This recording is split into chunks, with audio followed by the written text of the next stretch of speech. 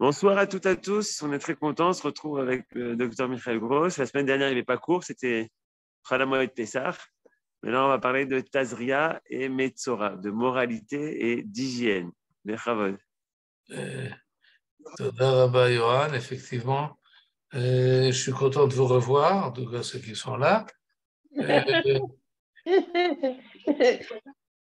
Faut mettre l'annonce la veille et pas le. Oui, c'est-à-dire, entre-temps, fermez vos micros pour qu'il y ait moins de Voilà. bruit de fond. Et on va quand même étudier la paracha, qui n'est pas une paracha facile, elle est compliquée, une des plus compliquées de la Torah. Elle nous parle de quelque chose qu'on ne connaît pas vraiment. Tazria Metzora, on traduit la lèpre, mais on sait que ça correspond pas à une maladie que l'on connaît vraiment. Et il y a beaucoup de détails, et des détails qu'on a du mal à saisir leur logique. Et avant leur logique, de quoi exactement il s'agit, ils ont été détaillés encore plus dans les Mishnayot, dans Masechet Negaim, et on va essayer de voir les détails de ces Negaim qu'on traduit par plaie, et on va essayer de comprendre de quoi il s'agit. Et le titre, j'ai donné hygiène et moralité parce qu'il semble que d'après le Rav Shimshon Raphaël, il y a un rapport entre les deux, comme on va le voir. On va commencer par l'idée suivante, il semble, à première lecture, qu'on a effectivement affaire à des problèmes corporels. Le corps commence à faillir, on dit plutôt, et il y a des problèmes de santé. Et pourquoi on dit qu'il y a des problèmes de santé? Pourquoi ça semble être des problèmes de santé? Parce qu'il y a des symptômes. On nous décrit des symptômes, comment ça apparaît sur la peau, telle plaie, une autre, et telle couleur, une autre, et puis ça progresse et ça régresse, et donc on a l'impression qu'on a affaire effectivement en plus ça contamine. Et donc, il faut faire sortir celui qui est malade, on le fait sortir à l'extérieur de la communauté pour qu'il ne contamine pas, semble-t-il. Mais Chutz la Machane Moshavo, on le met à l'extérieur et on le confine, il y a un confinement. Donc, on a l'impression qu'effectivement, il s'agit d'une maladie. D'ailleurs, Ibn Ezra va un peu dans cette direction, pas entièrement. Il nous dit que la halakha qui demande à celui qui est impur, déclaré impur chez lui à la maison, qui doit sortir, eh bien, en sortant, il doit couvrir sa bouche, explique le Ben Ezra, parce que il risque de contaminer par sa bouche les autres. Donc, il doit annoncer qu'il arrive. Et en plus, lorsqu'il y a récupération de cet homme, il doit amener un korban avec deux tziporim, deux oiseaux. Une on égorge, il n'y a pas de problème. Une on n'égorge pas et on la fait voler. Mais alors il faut la voler, on la fait voler pas en ville, à l'extérieur, al Pnei Asadeh, à l'extérieur dans les champs. Pourquoi? Explique Ibn Ezra, pour que effectivement, si c'est un oiseau qui rentre venu en contact avec le lépreux, qui ne contamine pas et qui ne fasse pas propager la maladie. Et donc, on peut avoir effectivement l'impression qu'il s'agit d'une maladie. Et si c'est une maladie, alors les Kohanim qui sont mentionnés dans le chapitre et qui ont un rôle principal et que c'est eux qui donnent les directives, qu'est-ce que faire avec le malade, les Kohanim, en fait, fonctionnent comme, si vous voulez, des guérisseurs, des médecins, ou en tous les cas des gens qui s'occupent de la maladie corporelle de leurs ouailles. Et d'ailleurs, il y en a qui ont pensé effectivement que la tsarat, c'est une maladie. Ils sont déjà même allés jusqu'à dire que les Égyptiens ont chassé les Hébreux d'Égypte parce qu'ils avaient la tsarat. Et ils contaminaient tout le. Alors les Égyptiens, lui, sortaient, comme on voit à propos de Moshe, qui tout d'un coup est frappé de tsarat. Alors les Égyptiens ont eu peur, les Juifs sont lépreux et c'est pour ça ils ont accepté de les faire sortir. Ensuite, ils se sont dit, peut-être qu'après une semaine dans le désert, on peut les reprendre. Il y en a qui sont allés et dans cette direction-là, à tel point, notre paracha les a influencés. Maintenant, voyons ce que dit là-dessus le Rav Shimshon Raphaël Hirsch. Et pour cela, je dois faire monter ces sources-là. Voilà, ça arrive. On va faire agrandir.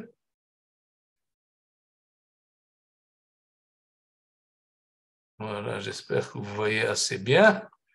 Et voilà, nous avons ce que nous dit le Rav Shimshon Raphaël.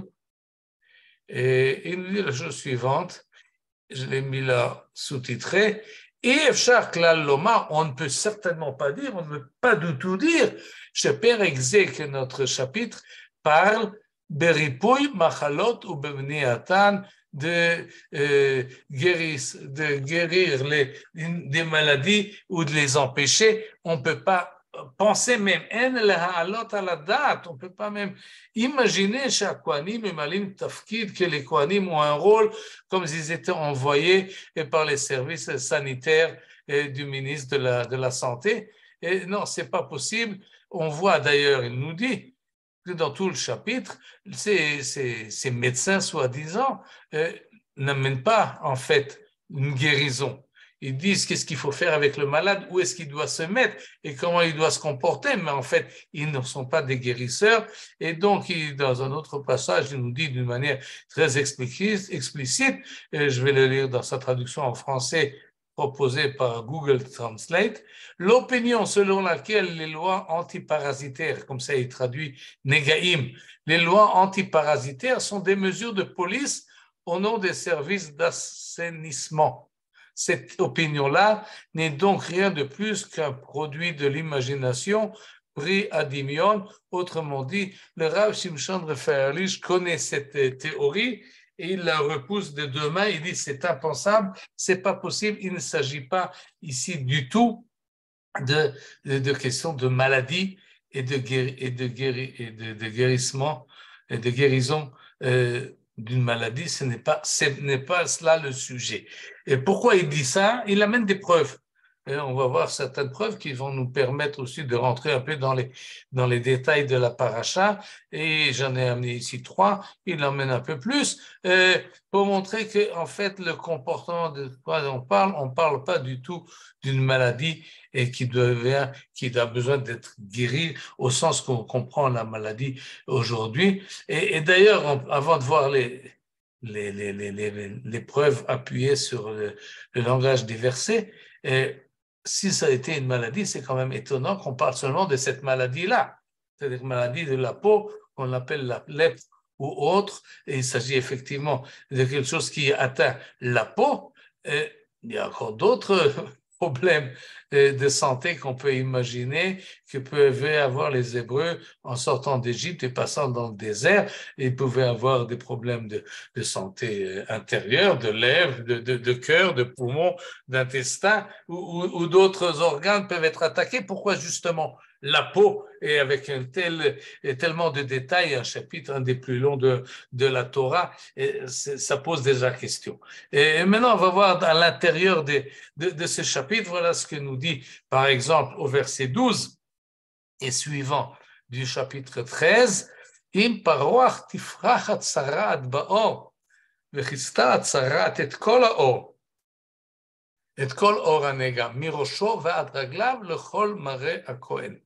Que si la lèvre va se développant sur la peau et qu'elle couvre toute la peau affectée, depuis la tête jusqu'aux pieds, partout où atteint le regard du pontife. Autrement dit, il s'agit d'un cas où la lèpre, on va garder cette traduction pour le mot tsarat, et se propage dans l'ensemble du corps, dans toute la peau. Tout ce que le Kohen voit, c'est un lépreux, mais pas un lépreux limité dans un certain endroit de sa peau. Mirosho ve'adreglav, depuis la tête jusqu'aux pieds.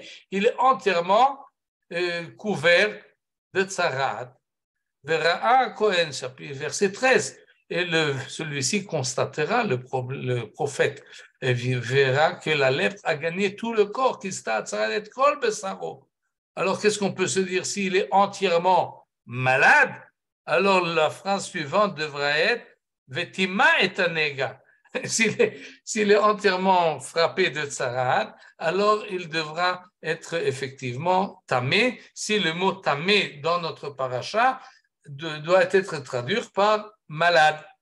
Et alors, on voit tout d'un coup, au contraire, celui-ci constatera que la lèpre a gagné tout le corps et il déclarera cette plaie pure. Elle a complètement blanchi la peau, alors elle est pure. Kulo afach lavan tahor. Et hu, ça peut être le négat, cette plaie. Et c'est pour ça qu'il est traduit ici au féminin. La plaie, elle est pure, ou bien l'homme est pur. Kulo afach lavan, il est entièrement blanchi, alors il est tahor. Mais quand il est un peu blanchi, il est tamé. Quand il est entièrement blanchi, il est tahor. C'est pas avec la logique de la médecine qu'on peut avoir une telle pronostic. Il y a quelque chose qui ne marche pas, qui n'est pas logique et qui devrait être expliqué. Mais en tout cas, elle ne peut pas être expliquée par un système médical. Et ça, c'est une remarque qu'il nous fait. Deuxième remarque qu'il nous fait dans la même optique, le Rav Shimshon Raphaël, il parle du shrin. On se rappelle de la shrin. Dam tsefardea inim arov dever shrin. On les a mentionnés, tous les 10 plaies d'Égypte. Et le soir du Seder, il s'agit effectivement d'une, comme c'est traduit ici, une éruption qu'il y avait en Égypte. Yakecha Hashem bishchen Mitzrayim. Là, je ne suis pas dans la paracha de Vaïkra, Tazria Metzora, je suis dans le livre de Dvarim. Oui, dans les Deutéronomes, vers la fin du livre, il y a Parashat Kitavo, et là-bas, il y a des malédictions et qu'on a l'habitude de lire à voix basse parce qu'on ne veut pas être trop traumatisé. Et dans ces malédictions-là, il y a toute une série de maladies, et plusieurs. Batrorim, ou baguerev, ou bacheres, d'hémorroïdes, de gales sèches et humides, et dont tu ne pourras pas te guérir, donc quand on parle de shrin, on parle effectivement d'une maladie qui a frappé à l'époque les Égyptiens et que la Torah menace celui qui ne se comporte pas en fonction des lois, il risque d'être frappé encore une fois de shrin, et ce shrin-là nous dit au verset 35, le Seigneur te frappera d'une éruption maligne sur les genoux, sur les cuisses, d'une éruption incurable. L'otucha l'irapé, c'est une maladie qui est incurable, qui gagnera depuis la plante des pieds jusqu'au sommet de la tête. Bon, cette shrine-là, traduit ici par éruption, on la voit également dans notre paracha. Là, maintenant, je reviens dans Parashat Tazria et au chapitre 13 qu'on a cité tout à l'heure, il y a le cas où effectivement la viande, la chair, plus exactement, et il y aura cette même plaie, cette même maladie, cette même éruption, venir pas, mais sans doute c'est pas la même, c'est une autre, peut-être du même type, du genre de maladie, mais celle qui est de la malédiction précédemment citée, elle est incurable, mais celle que nous avons dans notre paracha, elle est, oui, elle peut être guérie. Venir pas, et on parle donc de quelqu'un qui a été frappé de shrin et il a été guéri. Et qu'est-ce qui lui arrive? Vaya bimkom ashrin, je lis le verset 19, mais qu'au siège de cet ulcère, là où il avait la plaie, il survienne une tumeur blanche ou une tache blanche vermeille. On nous parle ici de la couleur que le Kohen doit vérifier. Et on se fait, alors à ce moment-là, on vient chez le Kohen, on se fera visiter par le pontife, en hébreu, plus simple, venir à el Kohen, c'est-à-dire le malade, celui dont la chair a été frappée et qui a été guéri. Eh bien, il vient maintenant chez le Kohen. Pourquoi il vient chez le Kohen? Pas parce qu'il est malade, il est guéri, mais parce que là où il y avait la plaie, il y a tout d'un coup apparaît une tumeur blanche ou une tache blanche vermeille.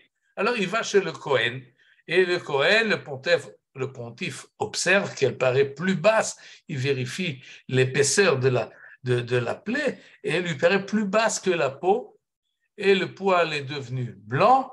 Alors le pontife déclara Vetim'o ha-Kohen. Le Kohen voit, et c'est le Kohen qui le rend impur. Le poème déclare, et cet homme-là, il est impur parce que c'est Negat Sarat, c'est effectivement une plaie qu'on appelle la lèpre qui s'est développée sur l'ulcère. Pourquoi le Rav Shimshon Raphaël Hirsch insiste sur ce passage-là? Pour nous dire qu'il y a eu guérison. S'il n'y a pas eu guérison, alors il n'est pas impur, celui qui a cette tache blanche. Mais s'il y a eu guérison après le shrin, alors oui, la tache blanche est signe d'impureté. Ça aussi, ça ne correspond pas exactement aux critères de la médecine. Pourquoi est-ce qu'il faut qu'il y ait auparavant une maladie qu'on appelle shrin qui est guérie et seulement après il y a cette position-là? C'est quelque chose qui est bizarre et qui ne correspond pas. En plus, et essentiellement, celui qui déclare l'impureté, qu'on aurait pu penser que c'était étant maladie et qui est contagieuse, c'est le Kohen. Alors évidemment, ceux qui pensent qu'il s'agit de malades d'hygiène, alors ils transforment le Kohen en guérisseur et celui qui a les connaissances de la médecine et de la science, en tout cas de la peau, de l'épiderme, etc. Mais la Torah Sheba'al Peh ne va pas dans cette direction-là. Elle laisse le Kohen comme un pontife qui travaille au Beth Amikdash, qui a un service religieux et spirituel à faire, mais ce n'est que le Kohen qui peut déclarer que cet homme-là est impur. Ce n'est pas forcément qu'il a les connaissances pour, il n'a pas les connaissances, même s'il ne sait pas, c'est-à-dire celui qui va voir le Kohen. Pourquoi il va voir le Kohen? Parce qu'il a déjà constaté sur lui personnellement ou avec son entourage qu'il y a quelque chose dans sa peau. Mais il ne peut pas dire « Ah, j'ai la tsarat ». Non, ça, il ne peut pas dire. Le seul qui peut dire ça, c'est le Kohen. Le Kohen, qu'il soit qualifié ou pas qualifié, qu'il sache qu'il a fait des études de la peau ou qu'il n'en a pas fait, seul le Kohen. Lorsqu'il ne sait pas, il demande à quelqu'un d'autre et quelqu'un lui dit « Oui, ça a l'air, ça correspond aux critères de la tsarat ». Alors le Kohen vient et dit « Tamé ». Si le Kohen ne dit rien, alors il n'est pas tamé. Donc il a un processus qui dépend, qui en fait c'est presque un tekes, c'est une cérémonie. C'est pas vraiment un examen médical que fait le Kohen, c'est plutôt cérémonial qu'il déclare cet homme-là, il est effectivement tsarat et donc il doit faire l'ordonnance qui suit. L'ordonnance, c'est-à-dire il doit s'écarter de son entourage et sortir en dehors du machané, en dehors du camp. Et donc nous dit le Rav Shimshon Raphaël, si c'est le Kohen qui doit décider, alors c'est sans doute pas une maladie comme on a l'habitude. Et la même remarque il fait d'une manière encore plus grave. Et encore, j'ajoute encore une chose concernant le Kohen de tout à l'heure. Et non, on va le dire maintenant, c'est avec le numéro 3, ça va aussi. Et Vetziva Kohen, là on passe au troisième volet de la tsarat. Il y a plusieurs sortes dans la paracha de tsarat, celle qui frappe la peau, celle qui frappe la tête velue et celle qui frappe les habits et celle qui frappe la maison. Or, la maison qui est frappée de tsarat, c'est évidemment pas une maladie, et dans le sens d'une maladie que les êtres humains ou même les animaux peuvent avoir. Il s'agit d'une maladie de la maison. C'est bizarre. Et non seulement cela, mais là aussi, il n'y a que le Kohen qui peut déclarer que la maison est atteinte. Et en plus, avant qu'il ne déclare, on fait sortir toutes les choses de la maison, c'est ce que nous dit ici le texte, mais saleket begadim mitot vekelim, on enlève les vêtements, les lits et les ustensiles qui sont dans la maison, pour que si on déclare la maison impure, au moins le lit et les ustensiles ne le sont pas puisqu'on les a chantés avant. Mais si on a en tête une conception de contamination, alors évidemment c'est aberrant. Si dans la maison il y a une impureté, il y a une maladie, alors tous les objets, on les sort dehors. Non, tu les laisses à l'intérieur et surtout tu ne les sors pas. Mais c'est sans doute pas ça la conception de la chose, et d'autant plus, et c'est ce que je voulais dire tout à l'heure, que d'après la halakha, d'après la Torah, et c'est pas tous les jours que les Yom Rato et la Kohen, il y a un verset comme ça dans la paracha qu'il faut. Il y a un jour où on amène l'homme vient se présenter devant le Kohen, et cet jour, nous dit la halakha, c'est pas tous les jours qu'on vient. On vient pas le Shabbat, on vient pas un jour de fête, on vient pas quand le marié vient de se marier, il a 7 jours où on vérifie pas sa maison, on vérifie pas sa peau, etc. Donc tous ces critères-là, non seulement qui ne correspondent pas à un monde de la médecine, ils vont à l'envers, parce que dans le moment de fête et au moment de Shabbat et au moment du mariage, tout le monde se rencontre. C'est justement à ce moment-là qu'il faut vérifier si la personne en présence est atteinte ou pas atteinte, s'il s'agit de contamination et de propagation de maladies. À cause de tout cela, nous dit le Rav Shimshon Raphaël Hirsch, que, comme on l'a vu dès le départ, on peut certainement pas dire qu'il s'agit ici de maladie et d'empêcher la maladie ou de la guérir.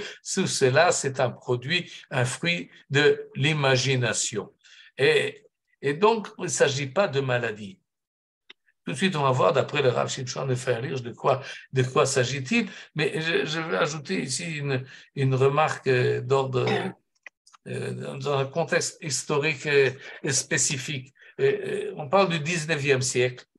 Or, ce qu'on appelle l'hygiène, justement, c'est une notion du 19e siècle, après Pasteur qui était contemporain du Rav Shimshon Raphaël Hirsch du 19e siècle, et la théorie des microbes, etc., a fait que la conscience générale était qu'effectivement, il faut avoir une retenue de soi et s'occuper de l'hygiène de son corps et de faire attention à ce que l'on touche et ce que l'on propage, et donc il faut se laver les mains, et pas seulement les mains mais tout le corps. On institue des bains publics et on fait beaucoup de propagande pour que les gens fassent attention à leur hygiène, essentiellement pas essentiellement, mais aussi dans le monde ouvrier. En conséquence de la révolution industrielle, il y avait beaucoup d'usines qui sont ouvertes, les conditions de travail n'étaient pas bonnes, et les employeurs ne voulaient certainement pas que leurs ouvriers tombent malades et contaminent les autres par la variole ou par la scarlatine ou d'autres rougeoles qu'ils pourraient avoir. Et donc, la conscience de la propreté, de l'hygiène personnelle et de l'organisme humain était très présente. Ceux qui ont participé à cette propagande, c'était justement les hommes de religion. Et parce qu'ils se sont dit que faire attention à la propreté du corps, c'est quelque chose de moral. Ça veut dire que ça demande une certaine retenue, un certain contrôle de soi. Et ils ont ajouté à cela, évidemment, si tu te contrôles, tu vérifies comment tu te comportes, alors tu te débauches pas, tu fais attention aux problèmes de la boisson et de l'ivrognerie, etc. Et il y a une certaine corollaire entre la manière où tu contrôles ton corps et tu contrôles ton âme. Et donc, ils ont prêché Le Rambam ne connaissait pas ça. sur cette idée-là. Slicha? Oui. Le Rambam ne connaissait pas ça. Si, mais un peu dans un autre sens. c'est-à-dire on connaît l'expression d'un corps sain et une âme saine dans un corps sain. Âme et nefesh, les deux se cumulent pour pouvoir mieux servir à Kadosh Baruch Hu. Il faut avoir toutes ces facultés. Et donc, il faut faire attention au corps que nous avons. Là, c'était un peu différent. D'abord, c'est orienté relativement vers le monde du travail et du fonctionnement ouvrier. Et en plus, il y avait la formule que je me suis notée est la suivante: la pureté des mœurs et la vigueur du corps se combinent. C'est-à-dire, la pureté des mœurs, ce qu'on voulait faire finalement, c'est que le contrôle de soi, c'est déjà une moralité. Que tu saches comment tu te comportes, comment tu te laves, etc., comment tu manges, qu'est-ce que tu respires, à qui tu touches. Ce contrôle étant déjà quelque chose, est déjà un comportement moral, c'est pas un laisser-aller. Le laisser-aller est immoral.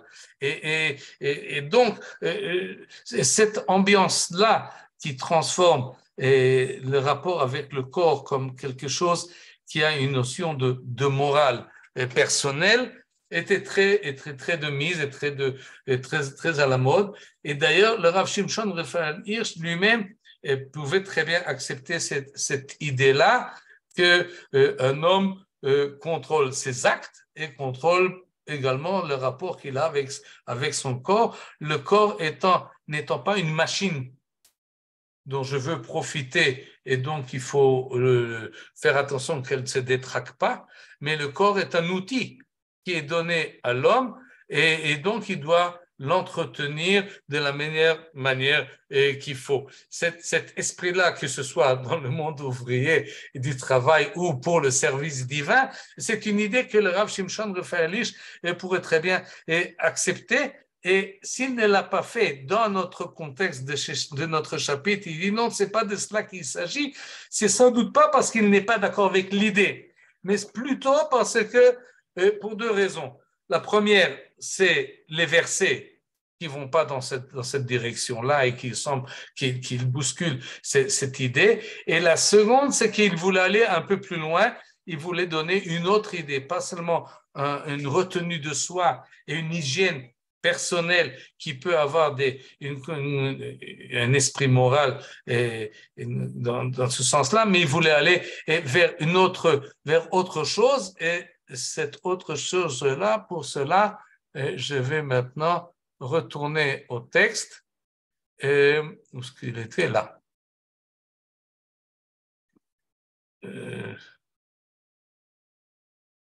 Tout ça, nous avons déjà vu, et voilà. Et un des textes que ramène le Rav Shimshon Raphaël Hirsch pour nous dire de quoi s'agit-il quand on parle de Tsarat. Et il amène le verset des Proverbes qui est cité par le Midrash. On va peut-être voir d'abord le Midrash. Le voici. Midrash sur notre parasha, sur Parashat Metzora. Zot tiye Torat HaMetzora. C'est comme ça commence la paracha. Et voilà la loi concernant la tsarat, la lèpre. Shesh hena sana Hashem vesheva toavot nafsho. À propos de la Metzora, les Chachamim font le rapport entre notre paracha et un passage du livre de Mishlei et ajoute Rabbi Yochanan, tout celui qui n'écoute pas et ne fait pas attention à ce qui est marqué dans le livre des Proverbes, eh bien, tous ceux-là seront frappés de tsaraat. De qui s'agit-il? Ben voilà les versets des Proverbes, on peut les lire et en ivrite et en français. Il y a 6 choses que l'Éternel déteste et 7 qu'il a en horreur. Shesh ena sané Hashem vesheva toavat nafsho. Quels sont les 7? On va les compter. Enaim ramot, les yeux hautains, le shon shaker, la langue mensongère, yadaim shofchot dam naki, les mains qui répandent le sang innocent, lev choresh marchevot aven, le cœur qui ourdit les desseins pervers, raglaim ma'arot la routz le ra'a, les pieds impatients de courir au mal, et le dernier, le 6e, yafiach ksavim et shaker, le faux témoin qui exalte le mensonge. Et le dernier, ou Meshaleach Medanim Ben Achim, enfin l'homme qui déchaîne la discorde entre frères. Et pourquoi les Chachamim font un lien entre ce chapitre 6 du livre des Proverbes et le chapitre 13 du livre de Vaïkra et du Lévitique? Où est le rapport entre les deux? Semble-t-il, c'est que lorsqu'on fait cette liste-là, on remarque tout de suite qu'il ne s'agit pas seulement de fautes et d'erreurs et d'avérot, disons que Kadosh Baruch Hu n'aime pas, mais il s'agit du corps humain. Il s'agit des yeux, il s'agit des mains, il s'agit du pied, il s'agit du cœur, etc. Et on a donc de la bouche.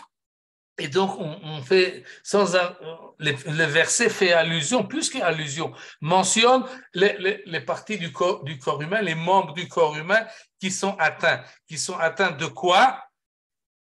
Eh bien, ils sont atteints de mauvais fonctionnement. Ils ne fonctionnent pas comme il faut. Et finalement, nous dit Rabbi Yochanan qu'effectivement, tout cela, la kubatsarat, il y a un corollaire évident entre. Et d'ailleurs, ce n'est pas le seul texte des Chachamim qui font un lien. Le plus connu, c'est ceux qui jouent sur le mot tsarat, motzi shemra. Et c'est-à-dire que la tsarat, la lèpre, est une conséquence de la médisance. Cette idée-là, qu'on va élargir un peu, elle est centrale pour le Rav Shimshon Raphaël Hirsch. C'est-à-dire, ce n'est pas un problème de morale personnelle. Je ne me comporte pas bien envers mon propre corps. Je n'ai pas assez de retenue, je n'ai pas assez de domination sur moi-même, j'ai un laisser-aller. Ce manque de moralité personnelle, ce n'est pas cela qu'il s'agit. Quand on parle de tsarat, il s'agit d'une autre morale, il s'agit d'une morale sociale. Parce que tous ces 6 et 7 qui sont mentionnés là sont des problèmes de rapport entre l'homme et son prochain. Il s'agit d'être hautain, de mensonges, de meurtre ou d'avoir frappé l'autre, d'avoir des ambitions mauvaises. Et en dernier, c'est peut-être là, c'est de l'actualité, l'homme qui déchaîne la discorde entre frères. Celui qui, je sais pas, pas seulement qui fait de la médisance, mais qui essaie de disséquer la société entre clans et entre partis, et qui ne cherche pas à faire le shalom, à faire la paix entre les hommes. Au contraire, il cherche la discorde. Et d'ailleurs, les Chachamim nous disent... Est-ce que c'est 5 et 6? Est-ce que 6 et 7? Oh, c'est de ça que je voulais, justement, c'est ce que je voulais dire. Et, ça veut dire, l'un c'est Sina et l'autre c'est Toeva. Non. C'est une manière de parler. On trouve des expressions semblables également chez les prophètes, et avec 3 et 4. Il y en a 3, il y en a 4. Et alors, les Chachamim nous disent... Et 4 Non, je m'explique. C'est une manière, c'est un style d'expression, et pour dire qu'il y en a beaucoup. Par exemple, il y en a qui disent, quand on dit Shesh Hena Sane Hashem Vesheva Toavad Nafsho, il y en a qui disent, bon, il y en a 13. Oui, c'est 6 ça. et 7. Et les autres Chachamim disent non. Il y en a 6, il y a une 7e qui est la pire.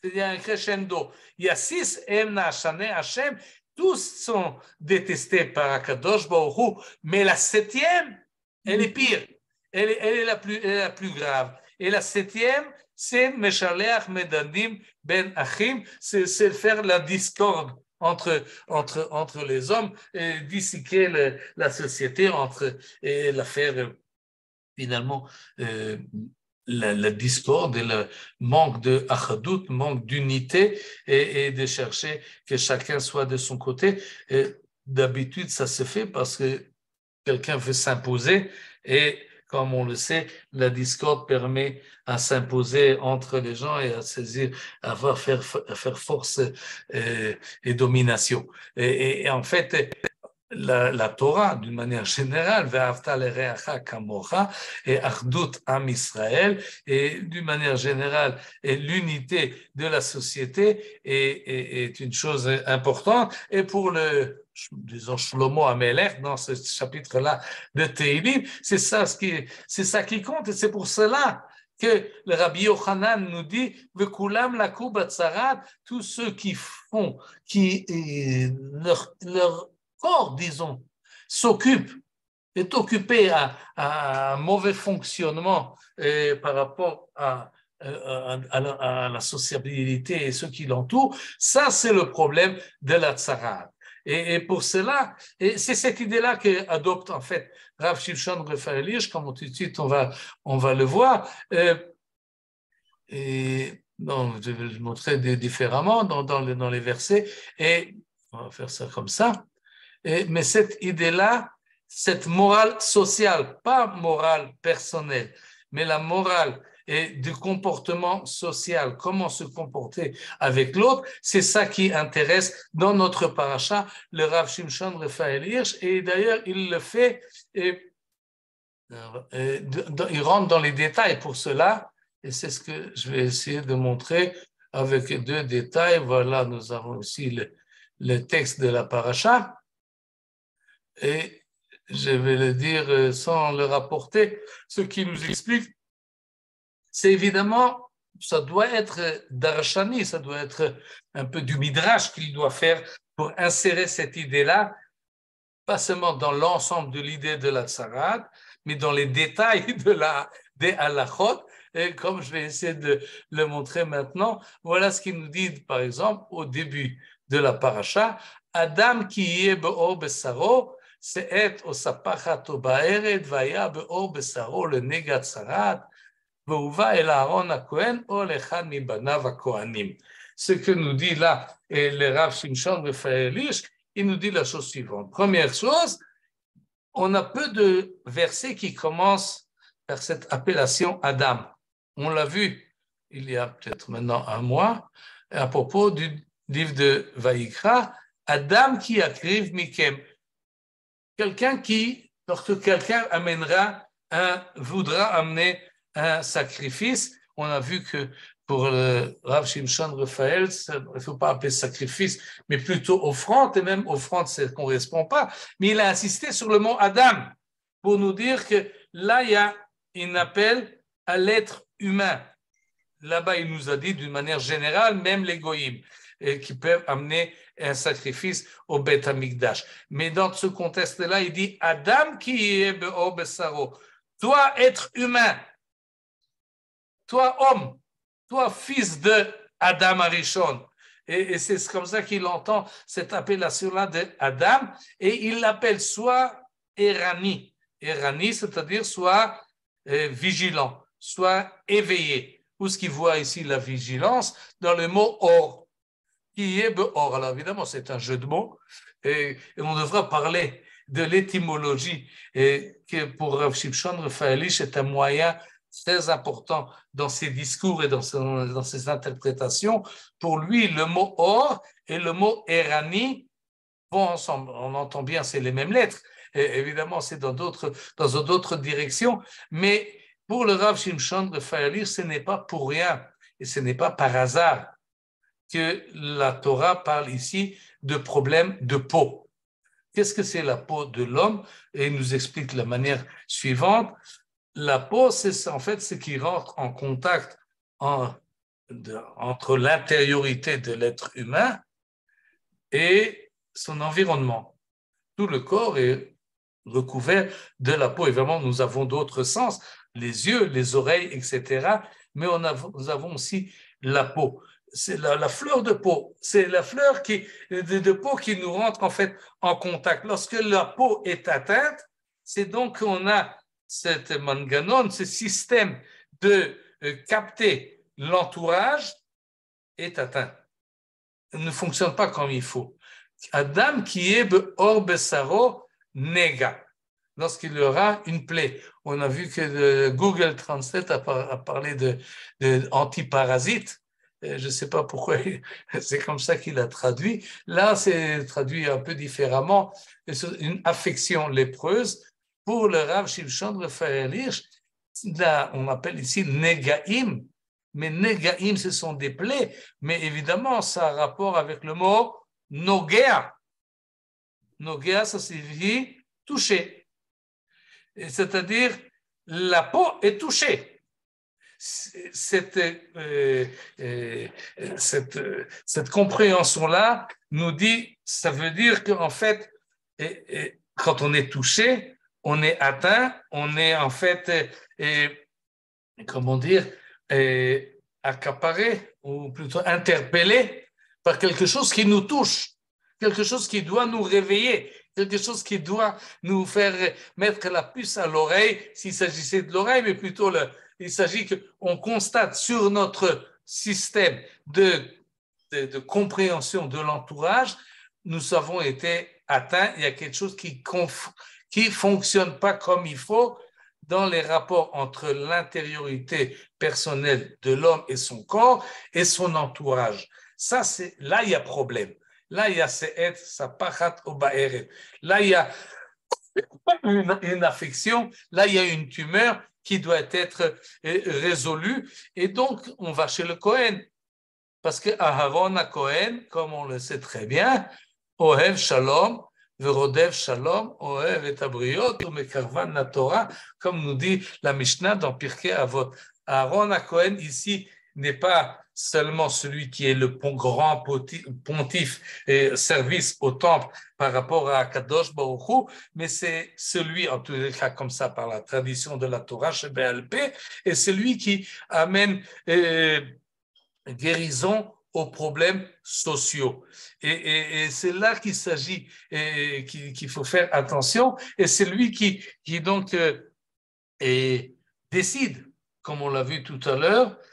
Pas tout le monde décide si quelqu'un est tamé ou tahor.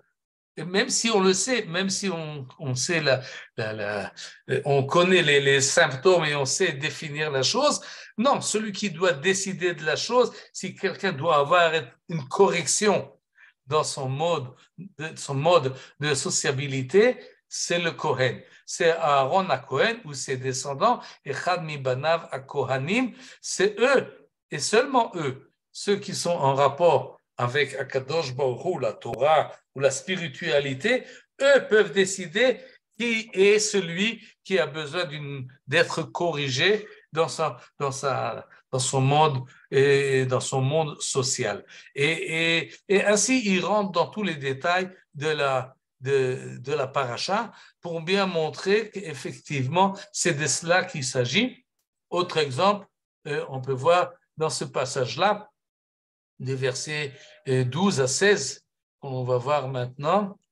Et d'ailleurs, on en a parlé tout à l'heure. Kulo afach lavan tohoru, vous vous rappelez que c'était aberrant du point de vue médical et que ça demande explication. Et tout de suite, on va voir l'explication que nous donne le Rav Shimshon Raphaël. Et on va lire comme dans les versets. Vim paroach tifrach hatzarat ba'or, que si la lèvre va se développement sur la peau, et qu'elle couvre toute la peau affectée depuis la tête jusqu'aux pieds, partout où atteint le regard du pontife, le chol maré est né à Kohen. Là, il faut faire entre parenthèses, et il s'agit, d'après la Torah chez Bé'al Peh, que le Kohen ne regarde pas, vérifie pas avec un microscope où exactement est-ce qu'effectivement toute la peau est recouverte. On ne regarde pas les plis et on ne regarde pas les rides, mais d'une manière générale à l'extérieur. Et comment se présente cet homme? Le Chol Maré est né à Kohen, d'après la traduction du Rav Shimshon Raphaël Hirsch, c'est tout ce que le Kohen peut voir de ses propres yeux. Il n'emploie pas des moyens plus scientifiques, mais ce qu'un homme comme un Kohen peut constater d'après ses yeux habituels, il ne vient pas avec il ne voit pas comme Ari Akadosh qui regardait les gens, il voyait leur intériorité. Non, on voit l'extériorité de la personne telle qu'il se présente de sa tête jusqu'aux pieds. Verra un Cohen et le Cohen vérifiera, constatera qu'effectivement toute cette personne-là est entièrement frappée. À ce moment-là, Vetihar est anega. Et là, c'était vraiment aberrant. Il devient pur. Alors que s'il y a une petite partie, eh bien, il n'est pas pur. Mais si tout est recouvert, alors il est pur. Dans plus, le verset 14, il devient entièrement pur. Mais à partir du moment où se manifeste une chair vive, donc il est plus blanc, mais il apparaît quelque chose de bari, comme on dit, de saint, à ce moment-là, il devient impur. Et ça nous explique le Rav Shimshon Raphaël en nous disant que nous avons mal compris cette notion de tahor et tamé. Dans toute cette paracha, tahor et tamé ne signifie pas dans le sens propre de pur ou impur. C'est vrai qu'on peut employer ce terme-là pour dire qu'il doit sortir du camp et qu'il ne peut pas se rapprocher du Beth Amikdash. Le Kohen l'interdit l'accès au Beth Amikdash. Mais lorsqu'on dit pur ou impur, il faut comprendre s'il est impur, c'est donc qu'il doit être corrigé. S'il est pur, c'est donc qu'on ne peut pas, ou on ne doit pas, ou il y a impossibilité de le corriger. Et tahor hu, cela signifie on ne le restreint pas, on ne fait rien maintenant il revient à sa place habituelle, on ne l'envoie pas en dehors du camp. Pourquoi on ne l'envoie pas? Alors, avant de donner l'explication, il faut comprendre ce que nous dit la Torah Shebe Alpé à ce propos-là, une expression que j'aurais dû peut-être marquer pour que ce soit plus clair, mais elle est assez courte. Elle nous dit la manière suivante. Poreach minatahor tamé. Poreach minatamé tahor. Poreach, c'est-à-dire, c'est le terme qui est employé ici, paroach tifrach, qui est marqué 2 fois, pour nous dire qu'en fait, il faut comprendre tout ce passage-là que nous avons là devant les yeux d'une manière un peu différente. Paroach tifrach, c'est-à-dire un homme, disons, habituel, comme vous et moi, qui nous avons pas de plaie, et tout d'un coup, on en a une. Maintenant, nous dit la Torah, si on a une plaie sur le bras ou ailleurs, oui, s'il a une tache, nous dit la Torah, peu importe la grandeur de la tache, elle peut être petite, elle peut être grande, de toute façon, à partir du moment où quelqu'un de pur est devenu et a une tumeur, à ce moment-là, il est effectivement tamé. Mais de quoi on parle dans ce verset-là? De quelqu'un qui vient d'être tamé, c'est le verset précédent. Tamé où il est déjà impur. Il est déjà extrait du camp. Il se trouve déjà à l'extérieur. Pourquoi? Parce qu'il avait une plaie. Et étant à l'extérieur, à ce moment-là, il est atteint entièrement. Par roach minatame tahor. Pourquoi? Parce que lorsqu'on le met à l'extérieur, c'est pour qu'il réfléchisse sur ce qu'il a fait, peut-être des 6 et des 7 erreurs que nous avons vues dans le livre de Michelet, mais dans des doutes, dans son isolement, il réfléchit et qu'est-ce qui lui arrive? Il devient entièrement recouvert de lèpre. Cela signifie la chose suivante, nous explique le Rav Shimshon Raphaël Hirsch, c'est que semble-t-il, le fait qu'on l'a mis à l'extérieur n'a servi à rien. Et il nous dit, d'une manière assez pertinente, qu'effectivement, des fois, lorsque quelqu'un a un mauvais comportement social, il faut l'isoler. Mais parfois, cet isolement amène le contraire. Il rentre dans une situation où il se met en colère contre toute la société, il déteste ceux qui l'ont mis, disons, en prison, ou en tous les cas, ils l'ont séquestré, ils l'ont mis ailleurs, il est en dehors de son mode de vie habituel et il ne trouve pas dans son propre intérieur les forces capables de se corriger lui-même. À ce moment-là, nous dit le Rav Shimshon Raphaël Hirsch, Koulo afach lavan, il devient entièrement blanc. C'est pas qu'il doit être purifié maintenant. Non, au contraire, il est entièrement, non seulement s'est mal comporté, mais toute son intériorité, maintenant, il est entièrement pris par cette situation-là, il ne peut pas s'en sortir tout seul là où il se trouve. Il faut le ramener dans la société.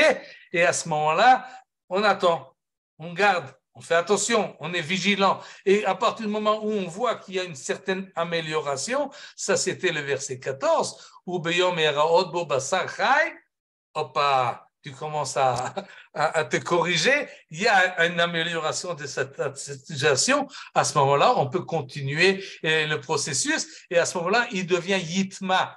C'est pas que maintenant il est impur dans le sens premier qu'on a vu, mais au contraire, c'est que maintenant il est impur et donc on peut continuer à le corriger et on peut l'amener à faire teshuva, comme on dit, et on le ramener petit à petit, on l'amène chez le Kohen, dans le verset 7, on le présentera, et à ce moment-là, Raou à Kohen, Vine n'est pas Hanega le Lavan, Vetihar à Kohen et Tanega, Tahor, ou à ce moment-là, il y a un processus de récupération de cette personne. Alors que si il devient entièrement blanc tout d'un coup, alors qu'il était pur, je reprends la phrase, par roach, mena tahor, tamé. Il est entièrement recouvert tout d'un coup, c'est donc il doit être corrigé. Mais si par roach, mena tamé, tahor, à ce moment-là, on le remet dans le contexte habituel dans lequel il était habitué à vivre et on essaie de le corriger dans la société. J'avoue que cette interprétation, elle rentre pas entièrement dans les mots. Et elle est pas, disons, c'est une dracha.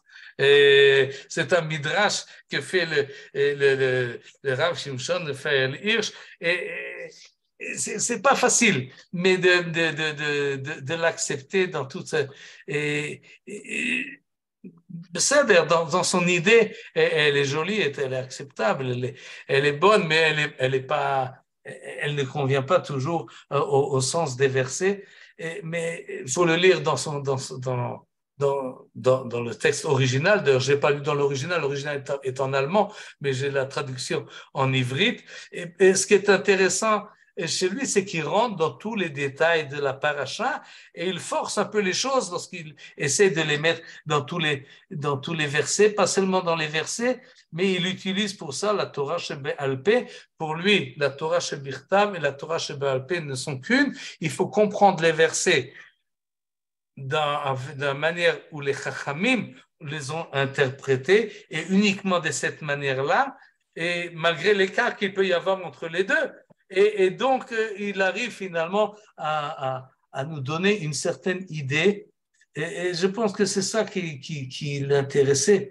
C'est que ça demande une remarque en plus pour bien apprendre, pour renforcer cette approche. Parce que finalement, ce que nous dit le Rav Shimshon de Fael Hirsch, c'est que dans l'individu personnel qui est atteint, parce que on ne peut pas éliminer le pshat du verset. C'est toujours un problème de peau et un problème de santé personnelle qui grandit et qui diminue.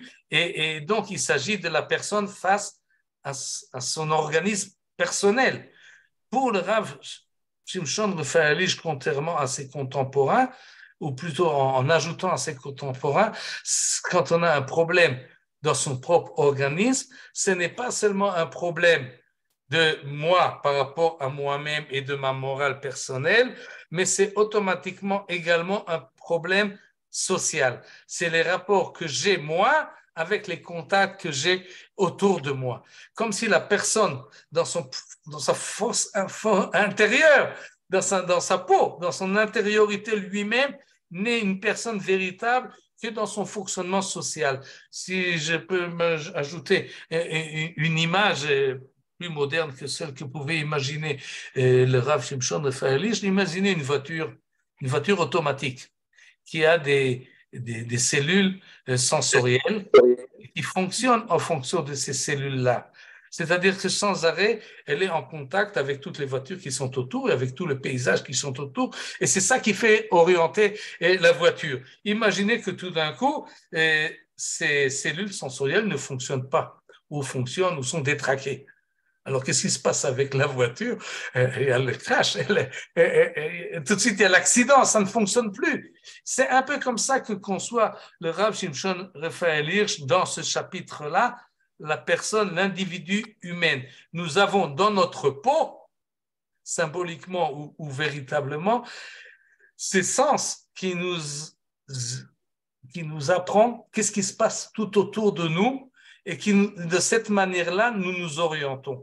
En captant les messages de notre extériorité, nous pouvons orienter notre intériorité. Et lorsque c'est détraqué, alors rien ne fonctionne. On est obligé de sortir de la société et de se mettre en dehors du camp. Et si là-bas, ça aggrave la situation, on ne se retrouve plus. Alors évidemment, il faut trouver un autre système. C'est un peu cette manière-là que conçoit le Rav Shimshon Raphaël Hirsch, et il ajoute donc à la morale personnelle qu'évidemment il accepte une notion de moralité sociale.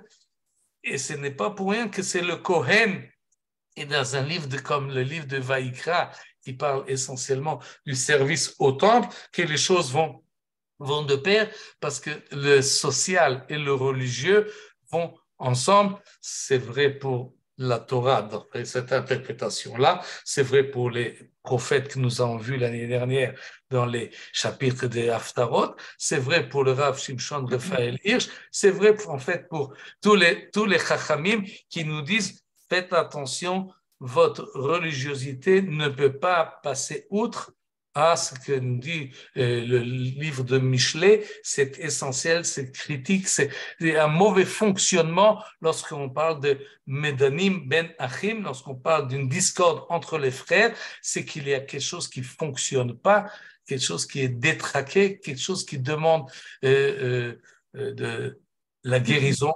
des Kohanim, et on ne peut que espérer que c'est de cela qu'on réussira avec tous les Le efforts. Cohen est un psychiatre. Moi, j'ai une petite question, Michael.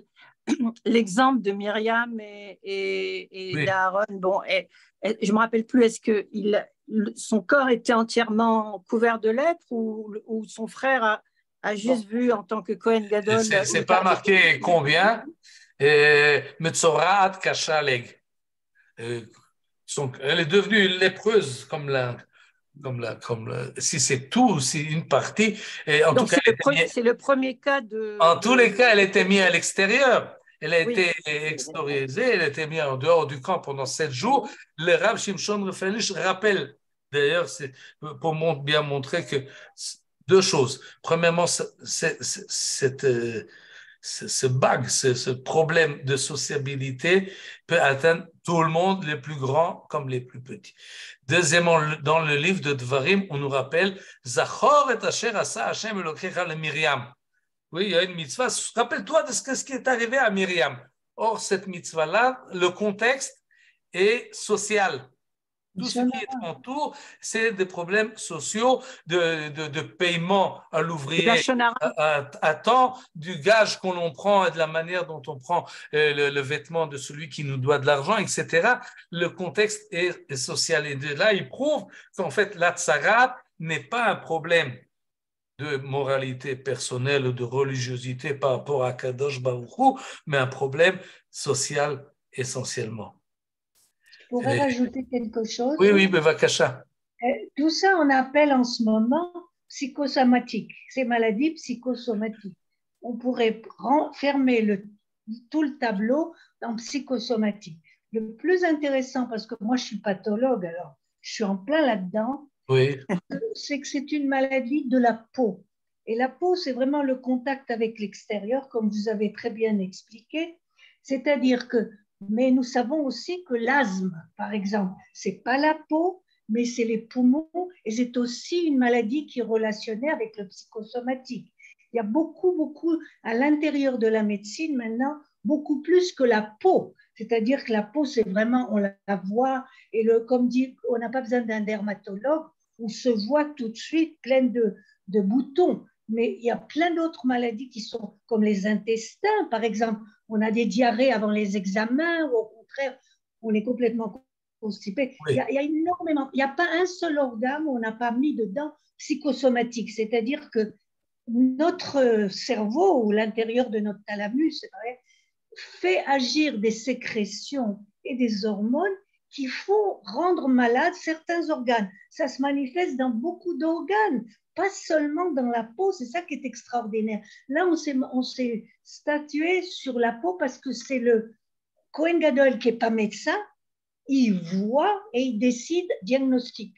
Et il ne touche pas, même, vous savez que les dermatologues, ils touchent la plaie pour voir si elle va en profondeur. Lui, simplement, il regarde. Regarde, C'est oui. extraordinaire, c'est une relation vraiment extérieure. Comment il fait son diagnostic? Il regarde et il dit. Comme vous dites, il ne regarde pas toutes les parties, mais le malade lui dit, j'en ai partout. Bon, ben, il le croit. C'est extraordinaire que maintenant, on a un groupe énorme de maladies comme ça, psychosomatiques, dans tous les organes, inclus les poumons, l'intestin, le foie. C'est extraordinaire. C'est une paracha qui n'est certainement pas médicale. Hein. Mais c'est peut-être pour ça que Oui, c'est peut-être pour cette raison que le professeur Sarno américain disait que bon, le meilleur antidouleur, c'est le cerveau, puisqu'il sort des choses comme ça pour que certaines parties du corps agissent. Oui, mais le cerveau est aussi la cause des tumeurs elles-mêmes. Oui, d'accord, mais je ne sais pas si cette notion de psychosomatique, elle se trouve véritablement dans la paracha. Il y a peut-être des allusions, il y a peut-être je ne sais pas comment le faire rentrer dans le texte. Et il faut, je ne sais pas. D'ailleurs, la Torah, elle n'est pas très bavarde en ce qui concerne la psychologie.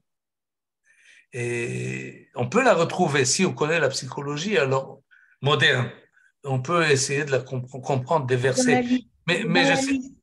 La liste là, qui crée la bagarre entre les frères, c'est de la psychologie. Oui, c'est d'accord. pas autre chose. Vous avez la liste où immédiatement vous entrez, c'est de la psychologie. Ils sont pas bien dans leur société. Ils déclenchent le mal. Vous comprenez que c'est vraiment maintenant ce qu'on a décidé, que c'était une psychosomatique. Moi, je suis d'accord. J'accepte cette diagnostic. Mais ma question moi, j'ai tout à écouté l'heure, une autre explication comment est-ce que le de ça, Rambam il voit ça? et comparé à, on disait que c'était carrément une dimension spirituelle entre Nefesh, Ruach, Neshama, et que bon, voilà, ça correspondait à un petit peu la peau, les habits et la maison. Mais bon, ça c'est une autre explication. Oui, mais ça c'est une autre psychologie, c'est une autre compréhension de l'âme humaine et du fonctionnement psychologique de l'homme. Je ne suis pas certain que la conception psychologique à l'époque de Moshe Rabbeinu ou de la Torah était exactement comme celle qu'on peut dire aujourd'hui après Freud et Jung, etc. Et il y a quand même une certaine évolution dans la manière où nous comprenons l'être humain et ses parties et ses fonctions.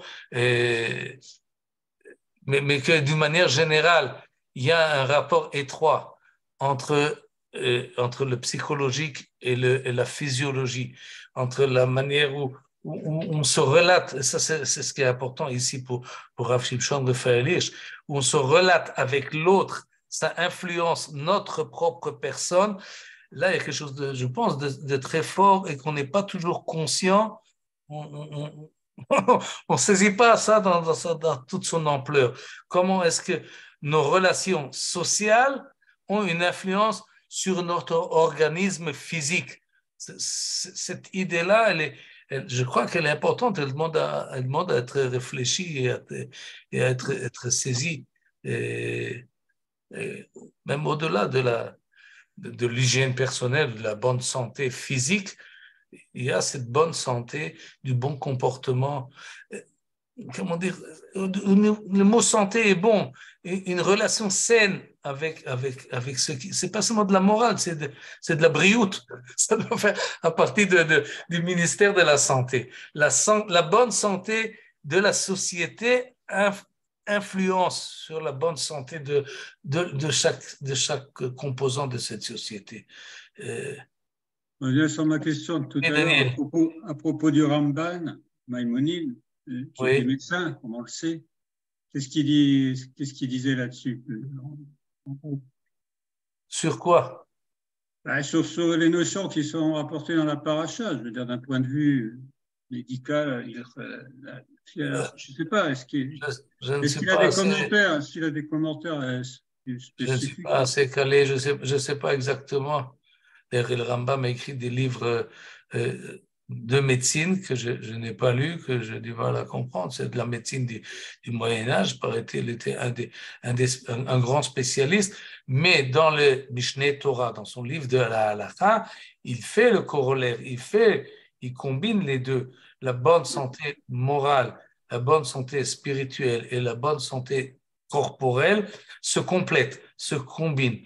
Et plus que là, dans les détails, je ne sais pas, mais c'est une notion que je peux comprendre très bien, qu'un bon comportement social amène finalement la bonne humeur et permet à la personne de s'épanouir et donne à son corps plus. Et d'ailleurs, si tu parles du Rambam, je me rappelle maintenant qu'il nous disait qu'il faut aller faire visite aux malades, mais que celui qui est de mauvaise humeur n'y aille pas. Oui, il faut apporter un sourire aux malades. Il faut apporter un sourire aux malades, il faut savoir les réconforter. Celui qui risque de dire oh, qu'est-ce que tu as, qui n'y aille pas parce que. Une expression française qui est très jolie. Elle est très bien dans sa peau. Être bien dans sa peau. Être bien dans sa peau. Bien fait. Tout à fait. Ouais, ça résume très bien la paracha. Il faut être bien dans sa peau. Bien fait, Maud. Toda Rabba. Shabbat Shalom. Shabbat Shalom. Et Yom Atzmaout Sameach. La semaine prochaine, c'est Yom Atzmaout. Donc, encore une fois, il n'y aura pas cours mercredi prochain, mais Bezrat Hashem le mercredi d'après. Merci beaucoup. Bye bye. Shalom, shalom. Shalom, Shalom.